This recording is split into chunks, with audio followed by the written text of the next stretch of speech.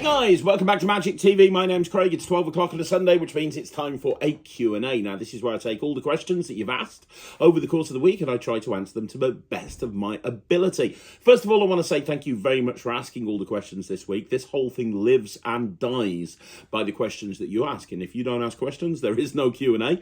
So thank you very much. Now, if you haven't already, if you've never seen this before, I always encourage people to get the questions in by sort of Tuesday or Wednesday at the latest. I typically film these on a Tuesday or a Wednesday, which means that any questions that come in after that, I will miss them. If I do miss your question, I'm very sorry. Please ask it again down below and I'll get to it the following week. And if I miss it again, I'm very, very sorry. This is getting filmed quite late compared to normal Q&As. I'm filming this on Thursday afternoon, so I should have not really missed anyone, I reckon. And the other thing is, I don't plan the answers to these questions at all in any way, shape or form.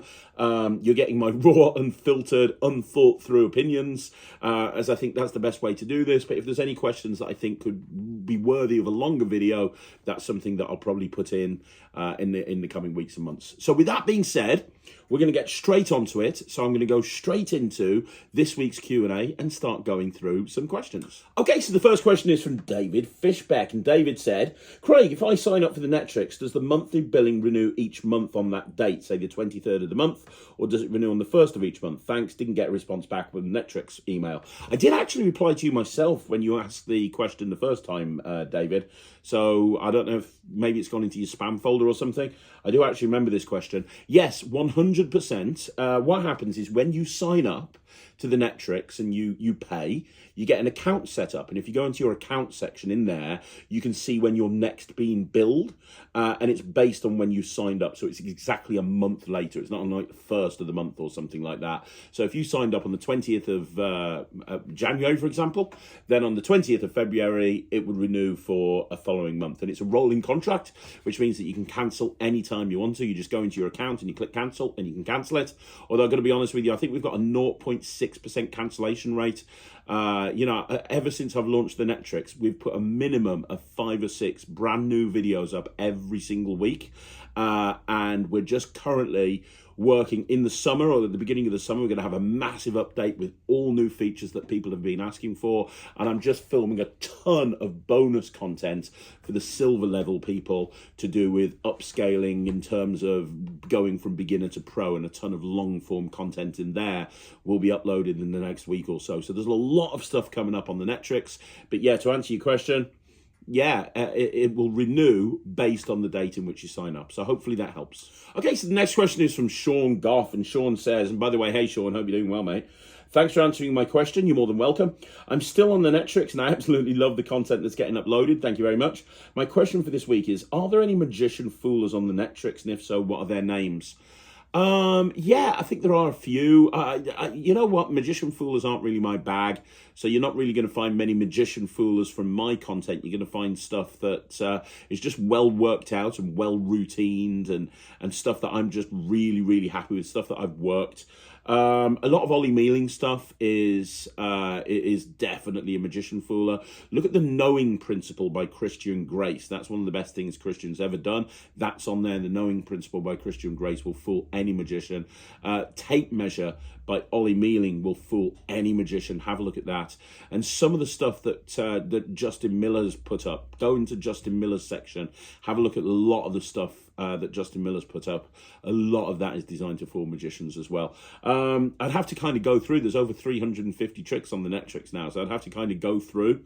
So maybe I should create a little section on the Netrix. You know, where you go on the courses page and there's like categories, and we've got coin magic and card magic and close-up magic, stage magic. Would you be interested in having like a magician foolers section, and we can just make sure that that's got all of the content that I consider to be magician foolers we could actually put in there?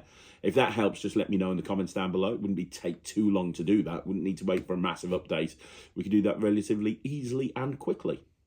Okay, the next question is from Arm1E. Oh my gosh, there's a lot of questions about the Netrix this week. Hi Craig, not sure if you know this, but there's no tutorials for the pass on the Netrix, despite several courses saying to look it up in the Slight section.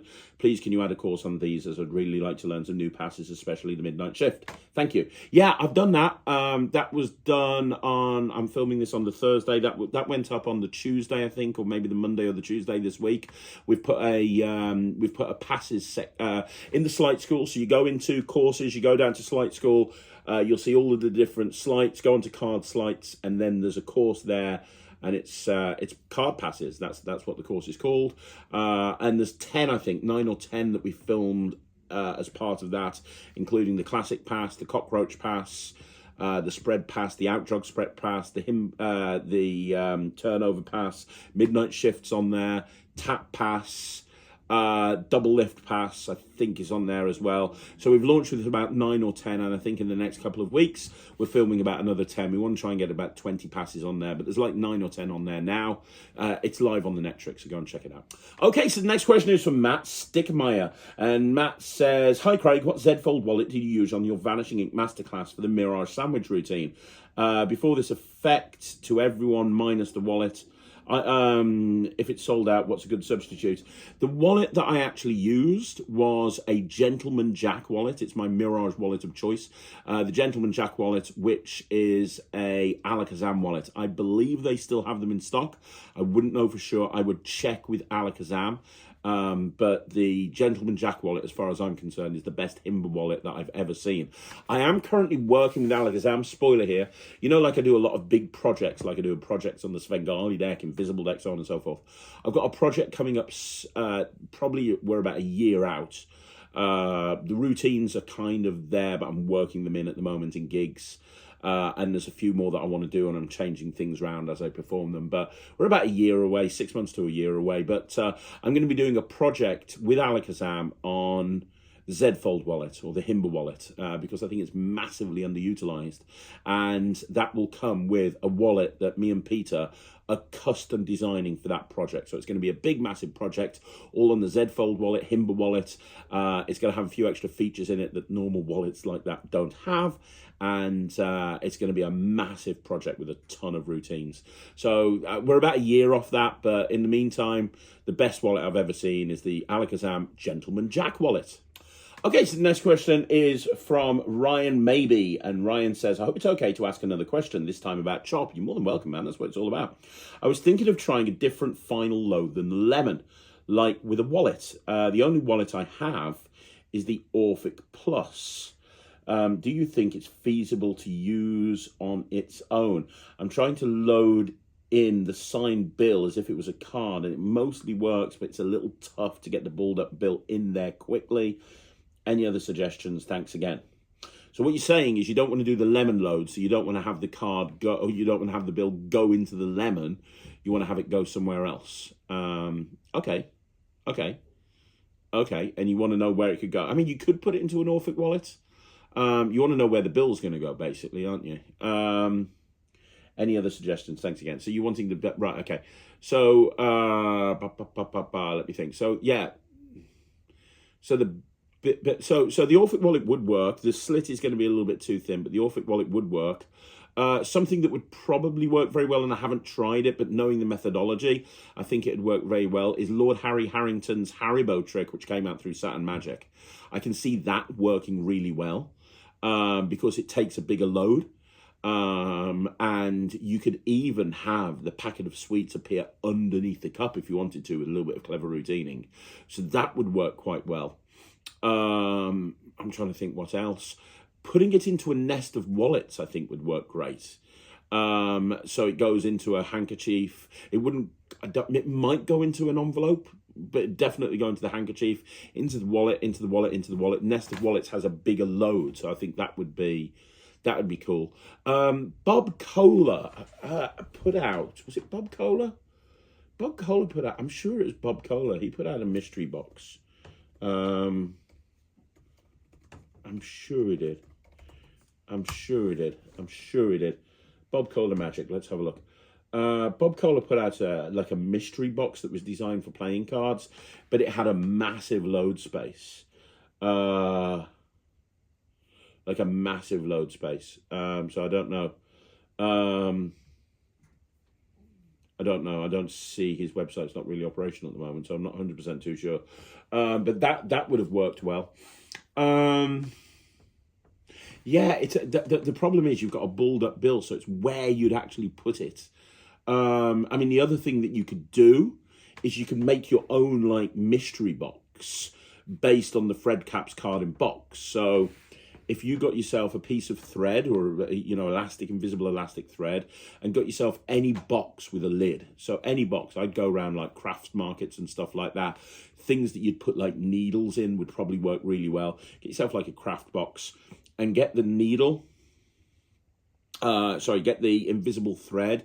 Take a duplicate bill. Get a duplicate rolled up bill and sellotape the elastic thread to it, and then sellotape that to the base of the box. And then you have, in essence, the same thing that Fred Capps came up with years ago. So you could have this box and you could say, that's my emergency box. We'll get back to that later on in case of an emergency.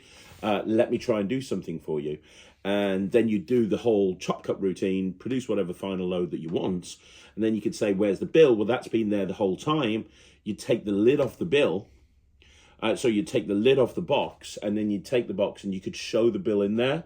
And when you tip it out, obviously that would stay in because of the elastic thread. So you'd just do a shuttle pass and you'd show them their bill. You could even, like Fred Capps did, put some bits and pieces inside the box as well, like maybe some coins or something like that. So you could say, this is your money box. Oh, look, there's a rolled up bill in there along with some coins. So when you tip it out, the coins come out and coalesce with the bill. So it almost looks, you know, like it makes it more deceptive, and then you have them take the bill and unfold it and it's their card. That would work really well, taking that sort of Fred Capps style mystery box and applying it to a bill. That would work. That would actually work really well. Hell, I might try that. And on that subject, you could probably get away with using a card box quite well, because obviously a card box could very easily load in a bill. So what I would probably do is create a Gaffed card box where you just cut here. So you just put that down there for a minute. So you just cut here like this on this section. In fact, I had something that I published years ago, and I called it it was designed for a peak, but you could actually use it as a load as well. It was a box, and I cut along this section, cut along this section, cut along this section, but I scored along this section. So basically I had a flap that would open and close, but when you push down, the flap would stick under that part, so it would lock. So you could have a deck of cards in there, take the cards out and put the box down on the table, and you could show that everything's fine. And then as you put the box down on the table, you open up the flap, so it's now open. It would still lay flat. You'd put the cards on it, it'd still lay flat. Then you could do whatever routine you want to do. You're finishing off palming the bill, and you say, well, this card box has been here the whole time. You'd lift up, have them take off the pack of cards, load the bill from underneath and close the flap up, and then show it from this side. And then you could very cleanly, with your hands empty, just open it up and tip out the bill. And when you tip out the bill, it's their bill. So that's another way you could do it. So there's a couple of ideas that might work a little bit better than your Norfolk wallet. Try them out and let me know what you think. Okay, so the next question is from Carlini Jamilo. Hello, Craig. Congratulations on your achievements last year. Thank you very much. I enjoy your channel very much. And as a member of the Netrix, I have to tell you it's excellent. Thank you. For months, I've written to you with some questions, but you never seem to answer me, hoping you will this time. If I've missed a question, I'm really sorry. So I will tell people that sometimes I'll get emails and there'll be questions and I'll try and answer them, but it's not always possible. And it's not because I'm being rude. I woke up a couple of weeks ago to 50 emails in the morning with various different questions. And then I went onto Facebook Messenger. I'm not exaggerating. There were about 20 questions on Facebook Messenger.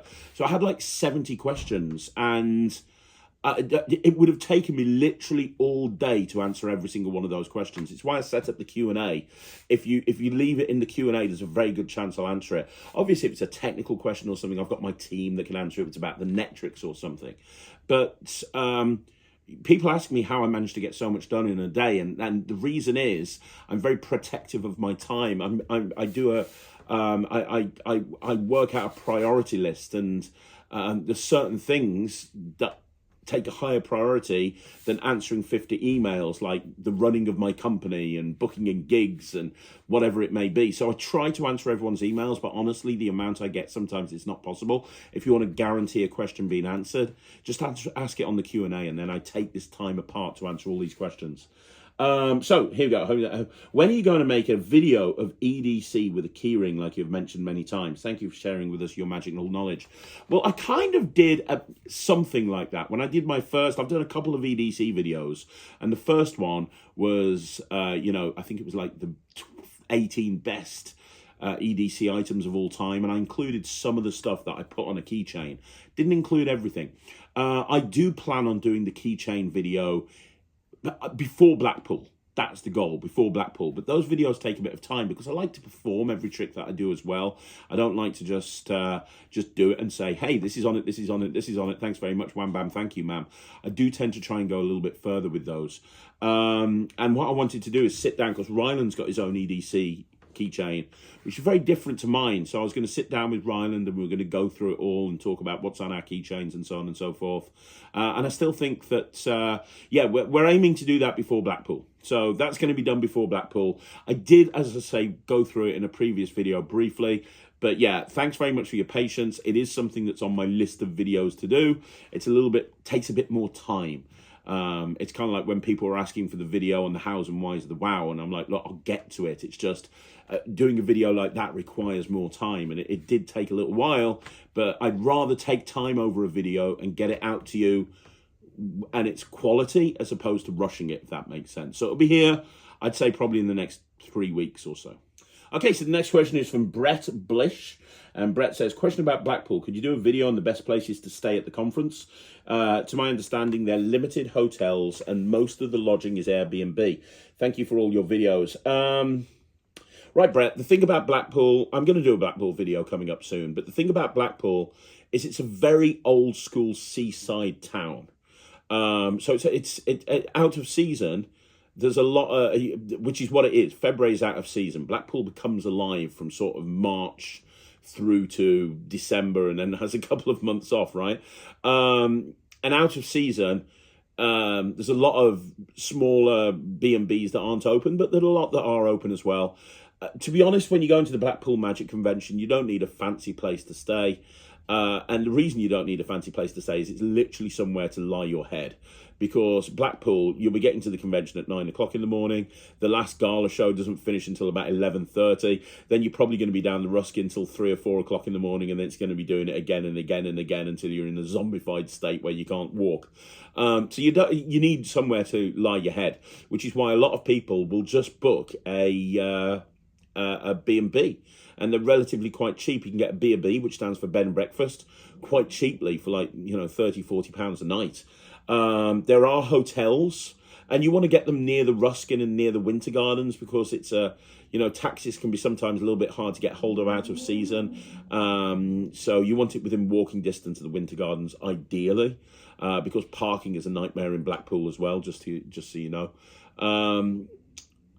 If you want one of the bigger hotels, there are bigger hotels out there, absolutely, like kind of posher, nicer hotels, Radissons and places like that.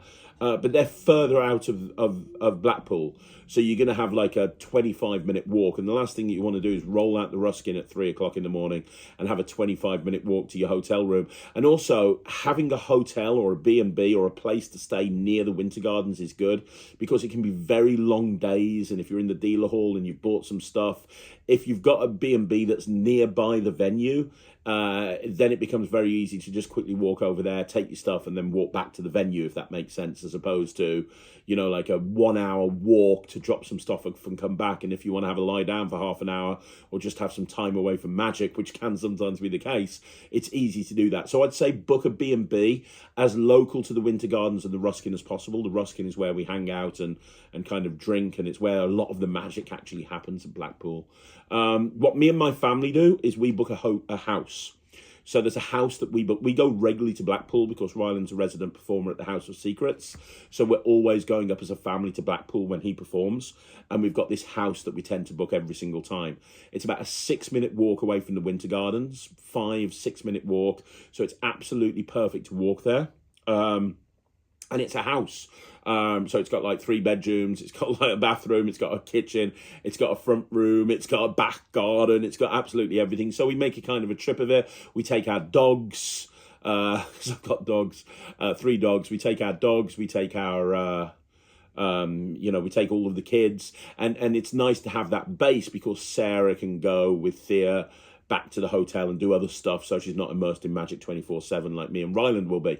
So yeah, I mean, that's what I would say. If you're going on your own, get a B&B. If you're going with a family, get a house. But it don't spend too much money because you're going to be basically just running around constantly the entire time. Okay, so the next question is from David Fays, and David says, "Hey Craig, thank you very much for answering my question last week. Can you please suggest a few cool routines that make use of a double backer? Thank you." Yeah, I mean, there's quite a few on the Netrix. I mean, there's a lot of routines with double backers on the Netrix, and one thing that we're actually doing at the moment, and Jack's in the middle of doing this, is we're updating the Netrix so that we're going to have a Gaffed card section. Because there's quite a few routines with Gaffed cards, right? So if one requires a double backer, there's going to be a section for double backers, a section for blanks, a section for double facers. So you can click into any of those and see the various different routines that's on the Netrix with those. But I think there's probably about 5 or 6 routines on the Netrix with double back cards. Also, my Vanishing Ink Masterclass that I put up earlier this year, which you can still get from Vanishing Ink, obviously, that has on it a ton of routines with double backers. It's got a load of routines with double backers. And then finally, I filmed about 10 new original double backed routines for RSVP. Now, I don't know if this is going to be a separate project, or it's going to be for RSVP online. I don't know. I don't know what Russ is going to do with the footage. My job was to create and perform and explain the routines, which I've done. When I find out, I'll let you know. I don't know if he's bringing it out as like a project with the double back cards, or if he's putting it onto his online streaming platform. But I did film a load of other stuff with double backers with the with RSVP. Outside of my stuff, Dan Harlan had a great routine with double backer, a great project with double backers called, I think it was a little RB&B. It was a Paper Crane product, so it'll be on Penguin. They'll have the exclusive on it because they bought Paper Crane. And outside of that, Christian Grace has a great routine on the Netrix to do with a double backer. Just go and look at the knowing principle. That's really worth checking out. Trying to think of anything else. Yeah, that's about it, really. That's about it that comes off the top of my head. So go check those out. That's probably a really good jumping off point for you. Okay, so the next question is from Liam Lawson, and Liam Lebanon. Liam. Liam says, "What are the top 3 dual reality tricks that we've never seen before?" And the answer is, honestly, I don't know. I'd have to have a think about it in order to put that list together. I wouldn't want to commit to a list now. I will tell you my favourite. My favourite is my routine Empowerment, which was on Flipped Out. I also put it on the Vanishing Ink Masterclass last year. And it's a 4-coin across routine where the spectator's vanishing the coins and making them appear. And the final coin uses a combination of dual reality and instant stooging, and is a very clever, very, very, very clever way of actually having that last coin go across. The other thing that I would say is in Ben Harris's new project on the Svengali deck, it's called Symmetry and Parity. And by the way, if you haven't seen that, there's a review show special going up tonight at 9 o'clock, all about Symmetry and Parity. But on that project, Ben has a routine, and without giving too much away, one of the routines has a beautiful moment of dual reality that's one of my favourite moments using dual reality I've ever seen. And it's just typical Ben Harris genius thinking, to be perfectly honest. So I'd say have a look at Symmetry and Parity, and have a look at the Imagination deck. I'm not going to say anything else. Have a look at the Imagination deck. If you've got it, go check out the Imagination deck. symmetry and parity, and you'll see a really great example of dual reality there. Okay, so the next question is from Chris Ramirez, and Chris says, "Hey Craig, big question on flash paper. I have a sponge ball routine. I start with the flash paper production of the sponge. My question is, how would you hold or store multiple pieces of flash paper in your pocket while performing, and also how would you hide or justify it? I've heard other magicians keeping some in a cigarette paper holder to look like cigarette paper, or taking out Kleenex tissue and keeping some in there. How would you do it?" There's a couple of ways that I do it, and I have done it and do now. These are the two methods that I actually use. Now, the first is Prop Dog. If you go to Prop Dog, I don't know if they've got any in stock right now, but Prop Dog sell what looks like Post-it notepads. But each piece of paper on the Post-it notepad is actually a piece of yellow flash paper. And it kind of makes sense that you'd carry a Post-it notepad around with you more than taking up a ripped off little piece of paper. So Post-it notepads from Prop Dog are really good, because you can just literally rip off a piece. And what I do, if I want to do an opening coin production, for example, if you were doing it as a ball production, you'd say, "Hey, let's use a Post-it note for this. Can you do me a favor? Can you draw a red ball on there for me? Give them a Sharpie marker, draw a red ball." Brilliant. Hold on to that for a minute. You put the pad away, you steal the sponge ball, you take a lighter, poof, sponge ball appears. So that's the first way. Also, on the subject of Prop Dog, they also sell Warning by Costa Klimlet, which is just brilliant. Brilliant routine. It's like an amazing routine. I did a review on it ages ago.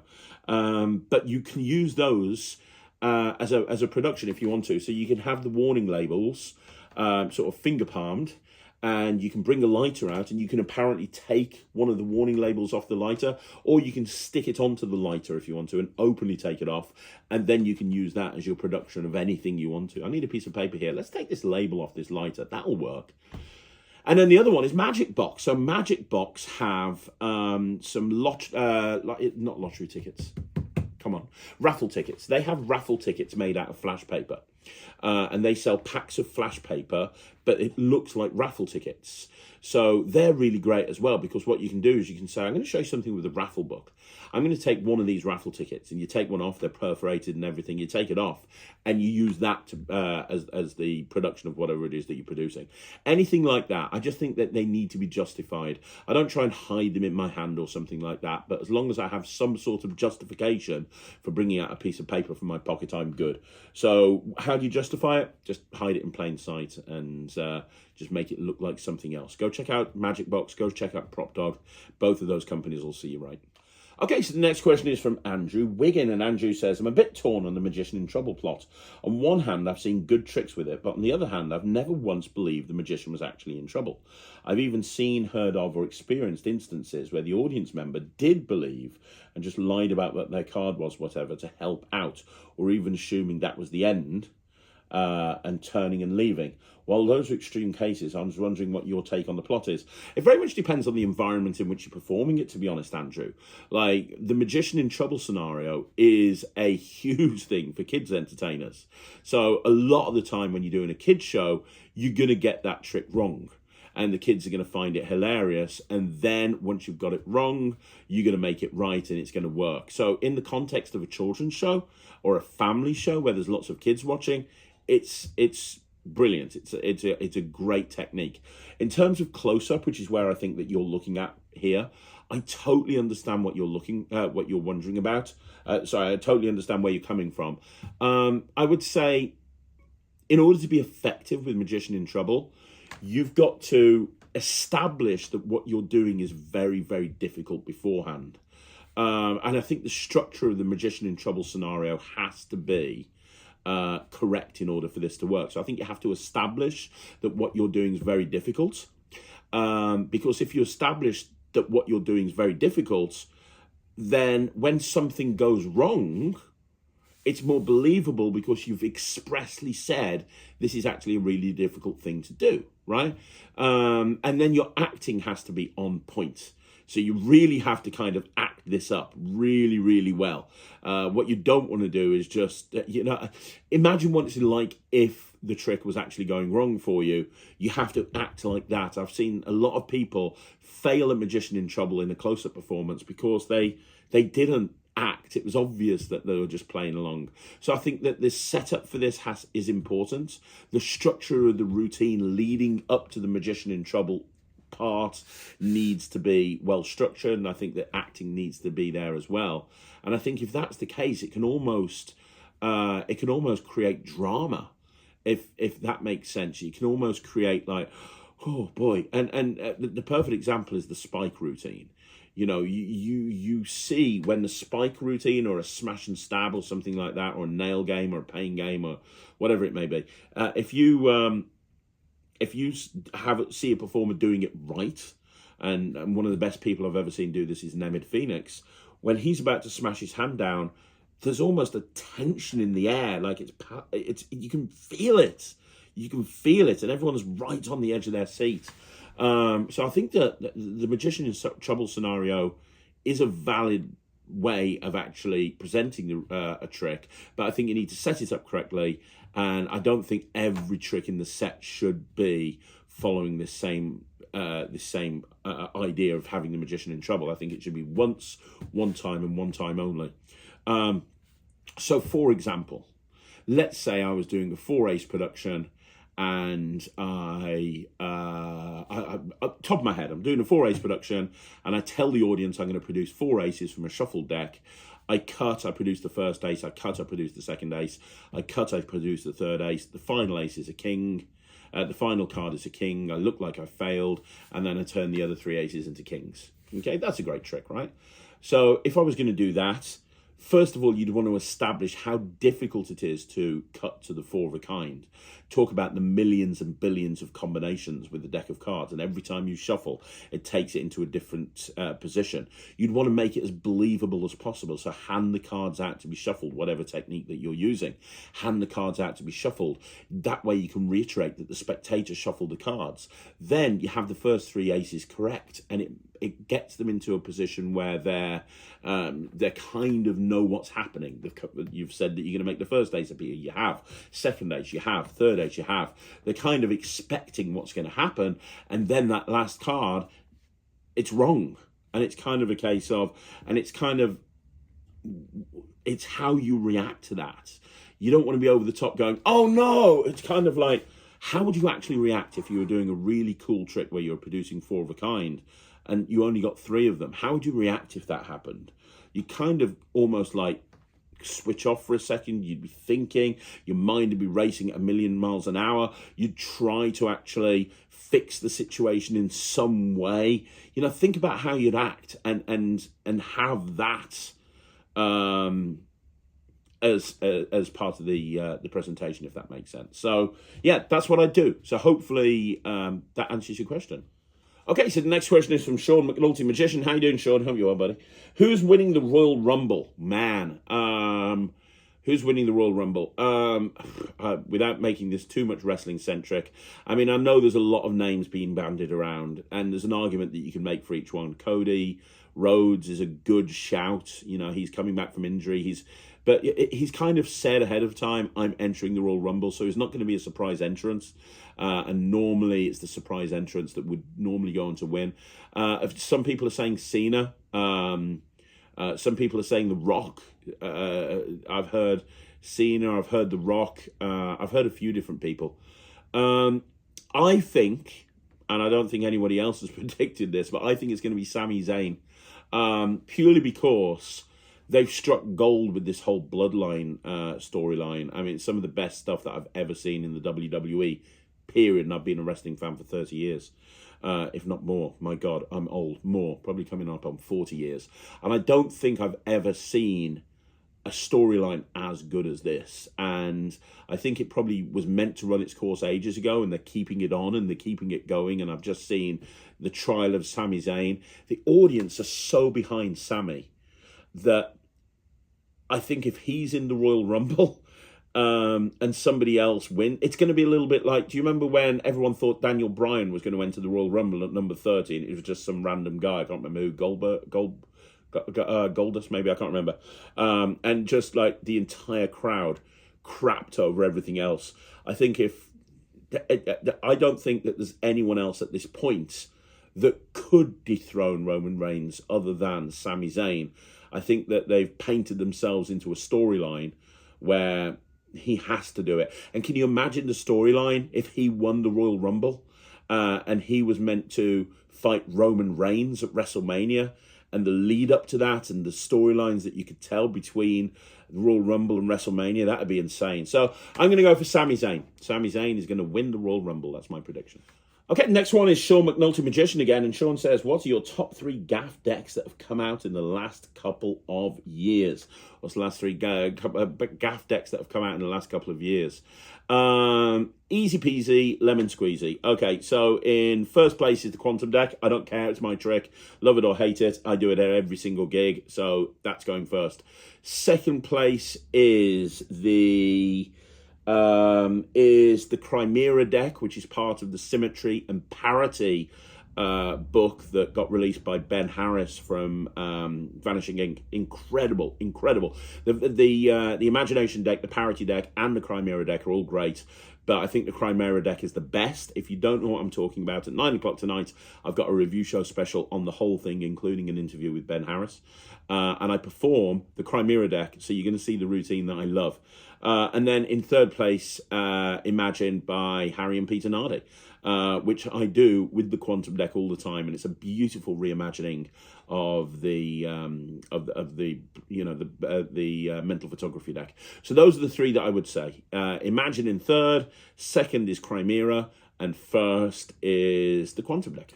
The next question is from Thomas Shelvin. Hi Craig, what's your review of the Snow deck by Magic Dream? And I've read that this trick has no slights. Is this correct, or have I picked this up wrong? Also, second question. Okay, we'll take the second question as a separate question. Let's do this one first. Snow deck, Magic Dream, trick requires no sleights. Yeah, that's right. There's no sleight of hand at all. Absolutely no sleight of hand at all. Yoan, who created the deck, has just come up with a beautiful principle. It can't be examined, but a lot of decks like this can't be examined. I think the routining means that it doesn't matter, but there's no sleight of hands at all. You just need to know the order of what to do, the procedure, and as long as you know the procedure, then you'll have no problem. It's completely self-working. Okay, so the next question again is from Thomas Shelvin, and Thomas says, you have worked with lots of creators to release effects such as Penguin, the 1914, etc. But do you think you'll ever work with Big Blind Media? Sorry for asking, I'm just fantasy booking because I'd love to see you and the legend John Bannon collaborate. I know Owen from Big Blind Media, who runs and owns Big Blind Media, really well. And here is a funny fact for you. Before I came back, so my story is public knowledge now. So I left the community for a long time, and in 2020 I went to Blackpool Magic Convention for the first time in years, and then COVID hit and I started creating and releasing magic tricks again. Bada boom, bada bing. Here's what I haven't told people. I was sitting on a whole bunch of tricks, well, a ton of tricks, because I'd already, like when I left just, it got too much to me and I just left. But there were tricks that I'd had worked out and prototyped that I was going to bring out. And I just walked away. And about a year, maybe 2 years, a year or 2 years before I came back properly, I was speaking to Owen at Big Blind Media about potentially working with him. We actually met up for dinner. And I chatted with him about working with him on a couple of projects. And I actually showed him what would eventually become Gossip.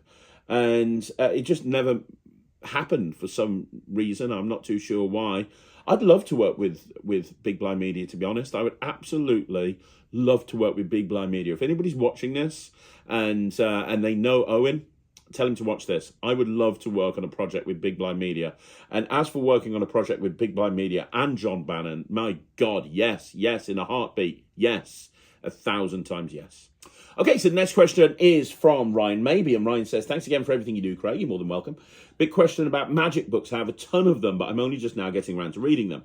I'm curious, how do you go about reading magic books? Do you try every trick you come across to see if it fits your style? Do you skim through to see if there's one that sticks out to you first? I've been going slowly through the trick books and reading theory books all the way through. Does that sound about right? Yeah, you want to read theory all the way through. As for the trick books, if you try and read it trick by trick by trick, you're probably not going to get anywhere unless it's a smaller book. If it's a big book of magic and there's a ton of magic in there, what I typically do is I'll spend a couple of hours going through and making notes on, I'll read a trick and it'll just be the effect. That's all it'll be. It'll just be the effect. And if the effect grabs me, I'll write it down on a piece of paper, or I'll mark it in the book in some way, like with a bookmark or something, or a post-it note on the page. I'll do something like that. But the first thing that I'll do is I'll mark it, right? So the first thing I'll do is, based off the effects, I'll make a note of all of the tricks that I think could be fun to learn. After I've done that, the next step is to then go through all of those tricks and, without holding the props, skim the method. So, and as long as the method is something that strikes me, then it'll make the list of stuff that I want to learn. So, for example, things that would stop it making the list, if it's just like got a series of moves in there that I can't do at the moment. There's no point in me reading it until I've learnt that move. I remember getting a Darwin Ortiz book before I learnt the memorized deck, and there were a bunch of routines with a mem deck, and I was like, well, you know, I do want to learn those, but there's no point learning them now. I can't memorize a deck of cards yet. So I kind of put those to one side. If it's got a massively extensive setup, or it needs a prop that I haven't got with me, that is also kind of going to push it out for the time being. So I'm going to have a series of tricks that I can just like roll my sleeves up and get into and just start learning and get that gratification of trying a new trick and then getting to rehearse it. So then I'll go through them one at a time with the props that I need in my hand and start learning the routine. And then afterwards I'll go back to it, and if there's others that grab my attention, I'll go back and look at those, or I'll skim over the ones that I didn't think from the effect sounded like my style. And that tends to be the way, because it's impossible to look at every individual trick, and part of learning magic has to be fun. It's a hobby after all, and so I make it fun for myself by learning the stuff that I think sounds exciting to me. Okay, so the next question is from Zed Magic, and said, "Hi Craig, this may be a bit too late as I'm not sure when it's coming, but what do you think are the top 3 tricks and the top 3 downloads from Alakazam in 2022? Well, top 3 tricks. Number 1 has to be Hard Stretch, because I gave it Trick of the Year. So number 1 has to be Hard Stretch. Number 2 would have to be Imagine, because I performed the hell out of that. And I'm not going to include my own stuff in this, else it'd be a very different list. But number 3, so much good stuff. But number 3, I'm going to go with... Number 3, oh my God, it's so difficult to put. That's some really good stuff.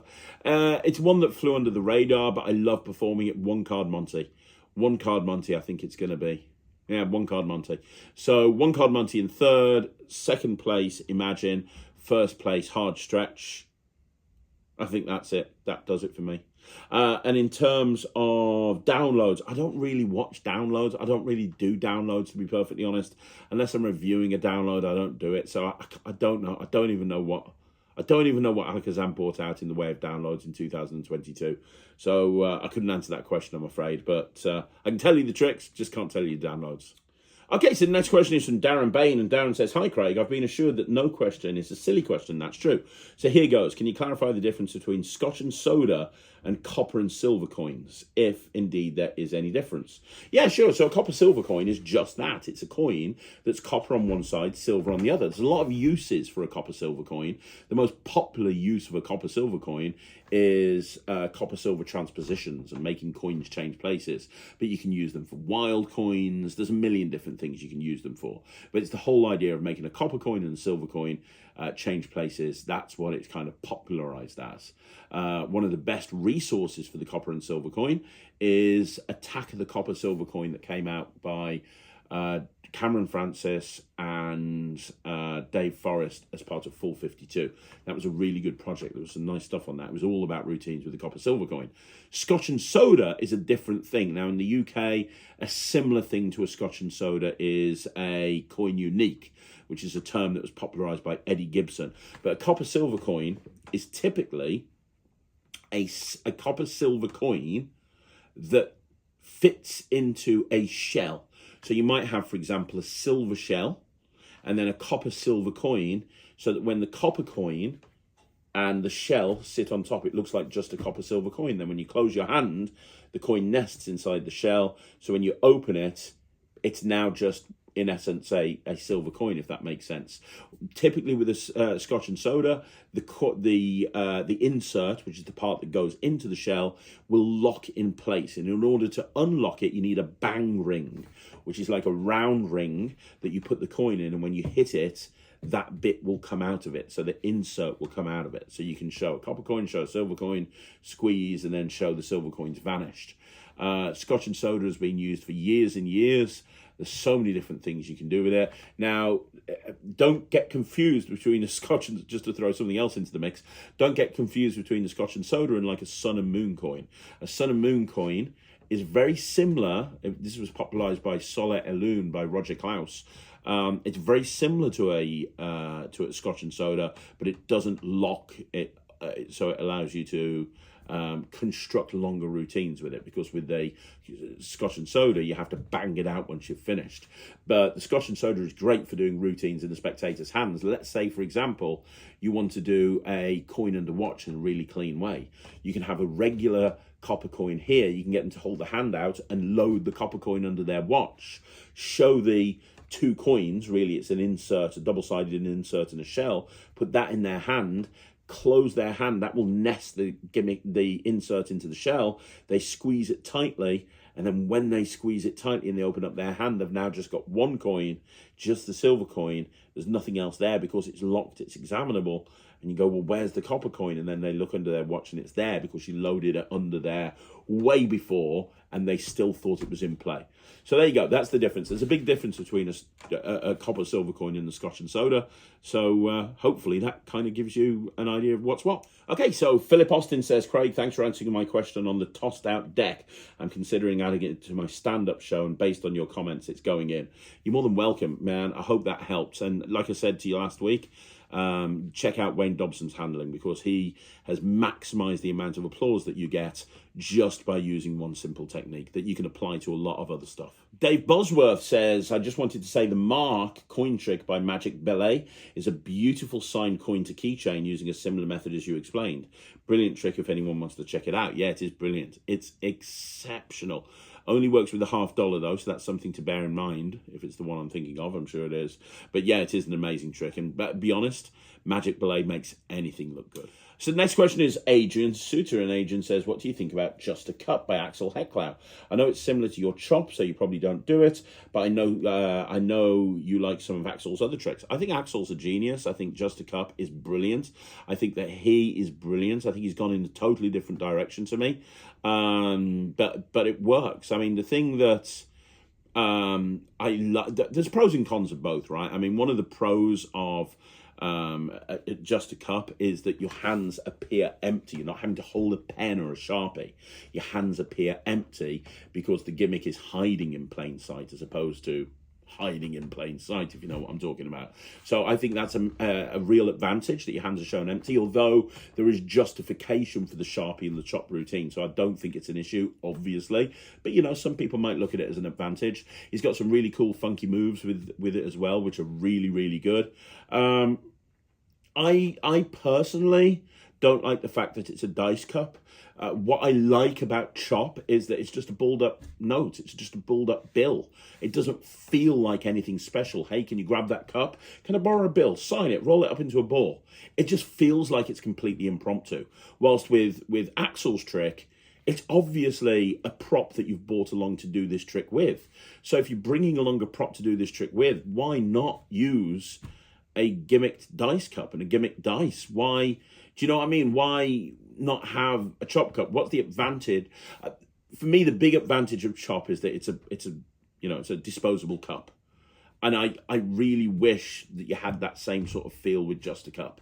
So that's the biggest advantage I have with chop over Just a Cup. But there's no right or wrong. I've spoken to people that love Just a Cup, and they do it all the time, and that's great. And I think it's an amazing routine. My friend Russell, who no longer is in Magic, but he used to do that in every gig. I just personally prefer chop. It doesn't mean that it's not... they're both good. They've both got valid reasons to exist. And I can see why some people would love one over the other, and other people would like the other one over the other. There's no right or wrong. So the next question is Matthew Henley, and he says, "Hi Craig, I'm very interested in learning the dancing cane, and I wondered where Ryland's learnt and bought the dancing cane from." Thank you. Well, he originally learnt it. He bought the cane from Penguin. It's like a light-up one. It's not cheap. It's about $300. He originally bought it from Penguin, and it came with a download, and that's where he learnt all of the moves initially. But then, off the back of that, he's then got a bunch of other stuff because he's adding constantly to his dancing cane routine, and he's improving. So the one that you saw, it's about 20 times better now. You know, he's constantly improving it. But he's currently studying Xavier Mortimer, David Mann, and Jeff McBride, which have some great handlings on the dancing cane. But yeah, the original one that Ryland got was the Penguin. It was from Penguin Magic. If you search for dancing canes, look for one that's about $300 or $400 that lights up in 2 colors. That's the one that Ryland got. Okay, so the next question is from D Durkin 11, and D Durkin 11 says, "Hi Craig, any updates on a PayPal option for the Netrix, or is it just not possible?" We've worked out a way of doing it now, but we can't have it as an option available on the cart. But if you want to pay by PayPal, that's absolutely fine. Same thing, you can cancel anytime, no problem. You just have to email admin@thenetrix.com. So just go to, just email admin@thenetrix.com and just say, "Craig said email, you want to set up a Netrix account with PayPal, and we will make it happen." So there you go, hope that helps. Okay, so the next question is from Adrian Suter, and Adrian says, "Hi Craig, what is a good trick or routine with the Akito box, suitable for beginners in coin magic? I've got an Akito box of Swiss coins, and I like that it is completely examinable, but it only comes with a very basic tutorial." Go and have a look at anything by David Roth, really. I've got some stuff that's very, very basic on the Netrix as well in the coin box section, so you can have a look at that. I put a video up a little while ago of the hows and whys of coin box magic, and I went through a few different routines. A very basic 4-coin matrix, 4-coin, I haven't got any coins. I wish I had. I haven't got any coins here with me. I feel like a failure as a coin magician. But a really good one is Out with 4 by David Roth. Out with 4 by David Roth. I've got a coin box, annoyingly. I don't have any coins. But the whole idea is that actually there's a slot box. You take 4 coins, there's no extras. You put them in the box, and one at a time they come out the box. And it uses a move where it looks like the coin's going into the box, but it's actually going underneath the box. And so you can put the 4 coins in the box, but really one's gone underneath, and then you can hold it and you can drop into finger palm, and you can do this, and you can have the first one come out, then you can show there's 3, put them back on, do a shuttle pass, have the second one. It's a really simple routine to do. What I'll do is I'll see if I can film a Magic Live doing that in the next week. Next week I'll do a Magic Live. I'll do some coin box magic on some Magic Lives. So you can see Out with 4. Look for Out with 4 in the next week or two on Magic Lives, and I'll perform it for you. But I've got a variation of it on the Netrix as well. So, but Out with 4, David Roth. He's put it on DVD as well. He's probably got a download somewhere. That's probably your first best starting off point. Okay, so the next question is from Junior Rodriguez. Junior says, "I've seen some comments online from magicians talking about getting sponsors when they're told there's not enough budget to hire them. However, how they get sponsors are never shared. Can you recommend any resources on how to get sponsors?" Really, the only time I've ever heard about people getting sponsored is with charity events where the charity haven't got a budget, but somebody will pay the budget in order for you to be there if you're going to provide value to the event that the charity is organising. And the way to do that is to have a good database. It's about networking, really. It's about building up a good network of contacts, because you need to have lots of corporates and lots of corporate companies that you can speak to. So, for example, during COVID, we were doing virtual shows for the NHS, and we reached out to all of our existing clients that had booked us before in industries that we knew weren't getting affected by the pandemic, energy companies and so on and so forth. And we asked them to sponsor us to put on virtual shows for the NHS. And I think 6 or 8 companies did and paid every month to finance us putting on virtual shows for the NHS. And it was really good publicity for them. It was also really good publicity for us. And it also allowed us to create an income at a time where very little income was going around for entertainment. And that came from leveraging people that had booked us before for live events and going to them and saying, hey, you know, we're doing this at the moment. The entire world's gone to pot. We're doing this. Can you help us? And we knew because they were in an industry that wasn't really affected by COVID, then that could have happened. That it was possible that they would say yes, and they did. That was only possible because we had a relationship with them beforehand. They booked us before. We kept in touch with them. We communicated with them. We built up them to become part of our network. And that's what you need to do. When you're running a business, you need to have a big network, and you need to make sure, because your net is the old expression, is it? Your network is your net worth. The more people you know, the more people you're connected with, the more people you can leverage for sponsorship and some things like that. But as far as I'm aware, I might be wrong, but I don't think you can just get sponsorship for an event, but maybe you can. It's normally a charity event or something like that. Okay, so the next question is from Magic Elliot. And first of all, Elliot, I'm really sorry I keep missing your phone calls.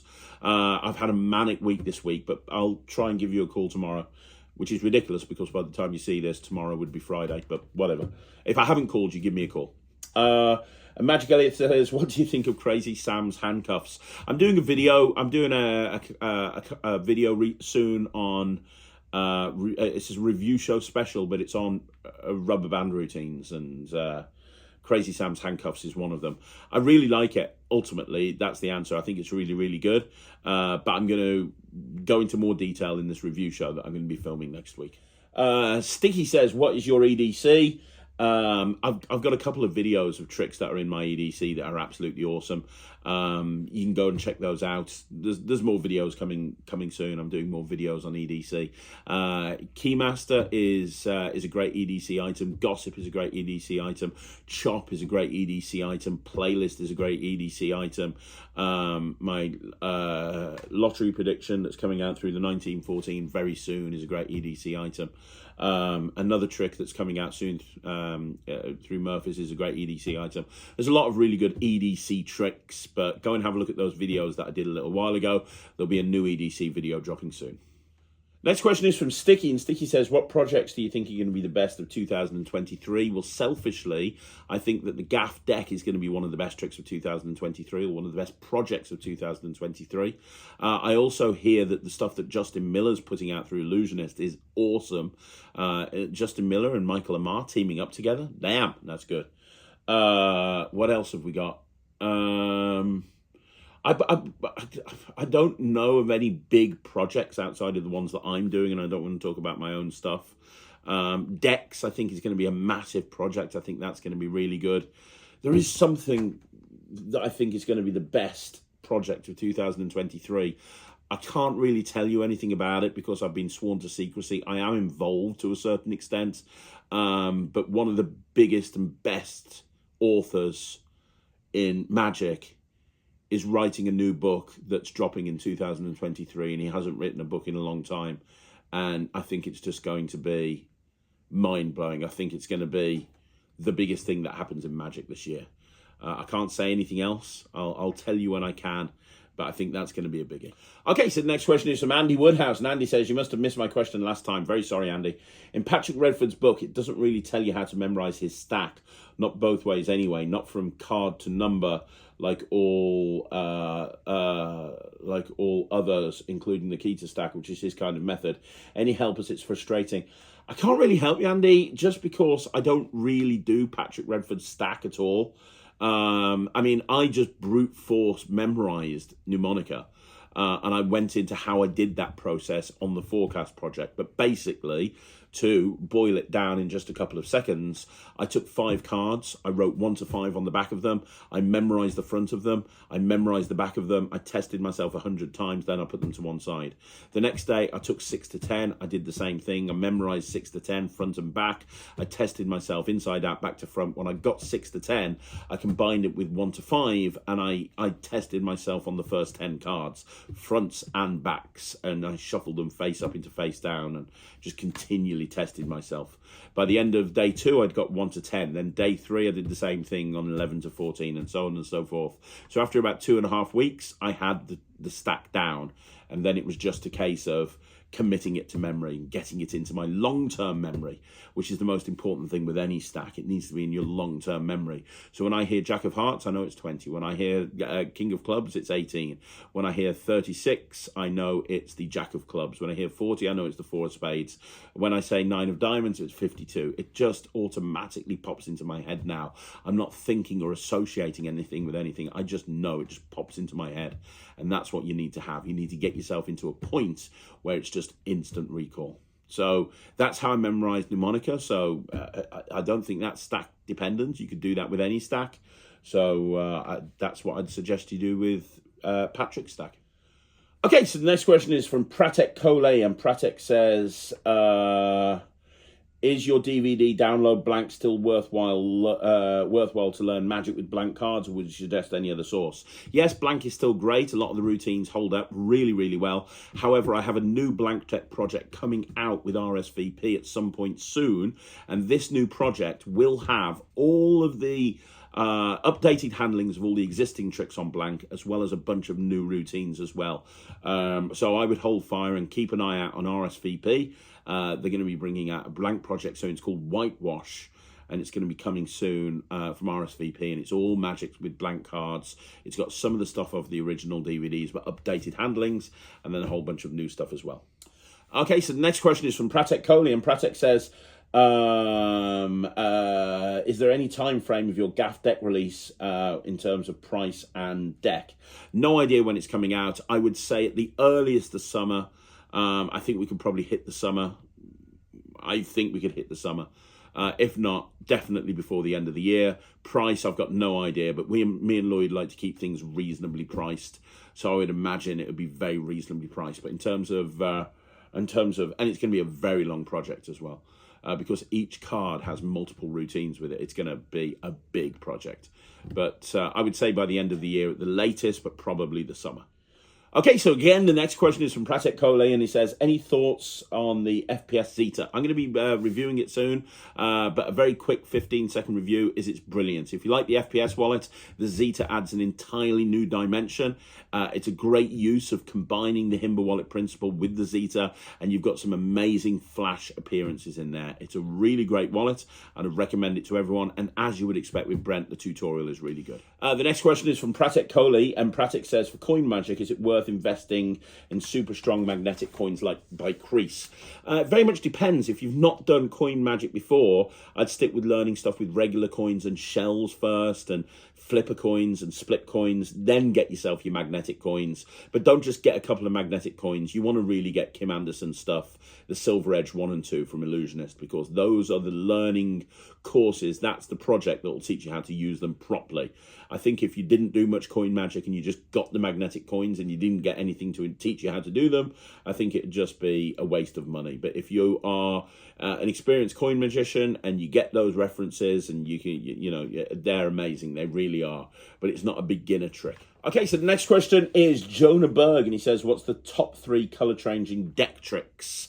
So I would say in third place, I would say is Stranger's Gallery, which is by Tom Bannon, and it's still available. You can get it on most websites still sell it.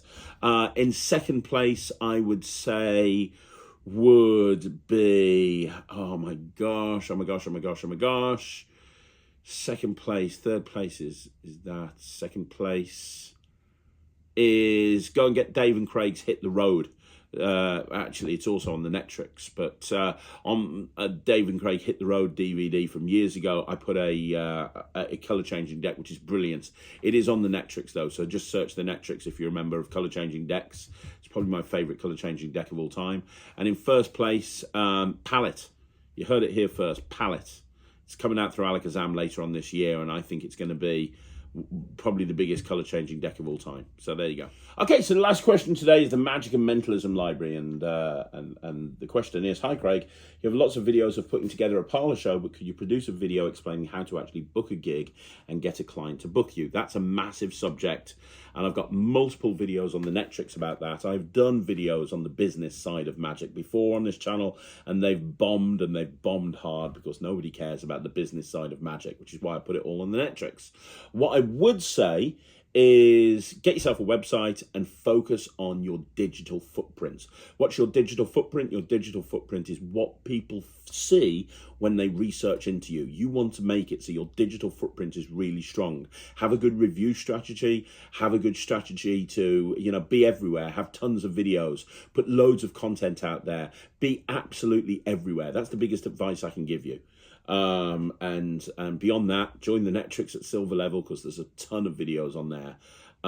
If you want me to do a one-off video on this channel about the business of magic, I will do. I don't think it could be like a mini overview. I don't think it'll be very well received because a lot of people don't care.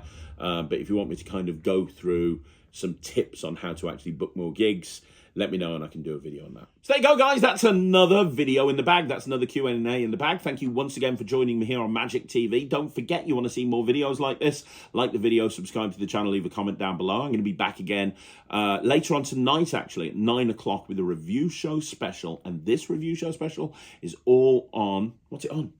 Remind me. I've completely forgotten. It's on Parrotry and Symmetry. That's right. So I've got an interview with Ben Harris, and I'm going to be performing all the routines out of the book and talking about what I think. Spoiler, it's a bloody brilliant book. So that's going to be up tonight. There'll be a Magic Live at 6 o'clock, and then beyond that, we'll be back next week with a ton more videos. Thanks very much for watching once again, and I will see you again soon. Don't forget, if you haven't already done so, go check out the Netrix, www.thenetrix.com. That's www.thenetrix.com. See what all the fuss is about. I'll see you again soon. My name's Craig from Magic TV.